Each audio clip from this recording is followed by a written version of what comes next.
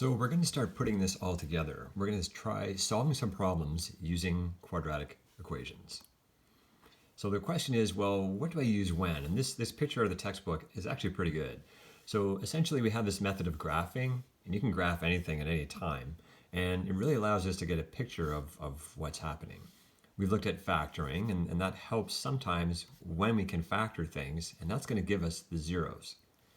We can complete the square, which we can do whenever we want. That's going to help us get the vertex. We can use a quadratic formula on anything if we can't factor it and if we're more interested in the zeros and not the vertex. Or we can use, computers here, don't worry about CAS, but we can use some software to always take a look at the graph itself. So there's a number of different things we can do to help us essentially analyze a quadratic model. So let's try a projectile question and just work our way through it and see. So really it's going to be analyze the path of a toy rocket that can be modeled with this equation.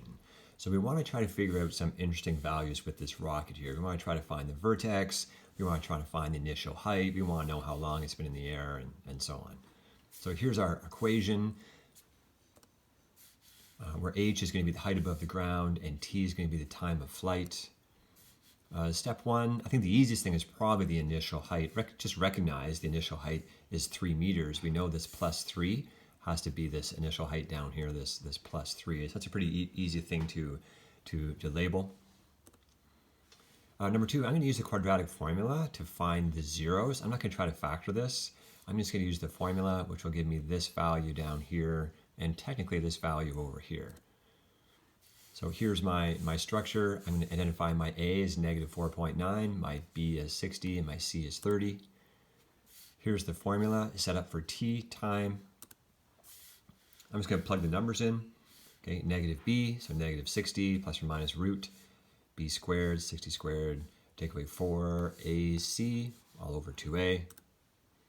I plug it all in. Obviously you can use your calculator here to crank your way through it. I have my root. I break it into my two cases. I have my plus minus. Don't forget that operation, that stacked operation of plus minus. So it's plus or minus. I just break up the operations into two steps, this step and this step. I get a negative tiny number and I get 12.3 seconds. And there really can't be any negative time for us, so I would ignore that answer and accept the 12.3. Here's that little negative value over here. I'm not going to label it because it doesn't really make sense for us to attach it. So 12.3 and 0 is the length of time. And then I'm going to determine the vertex. So for this, I'm going to use that x-coordinate value, the t-value formula here, just to give me the middle of the two zeros. Negative b divided by 2a.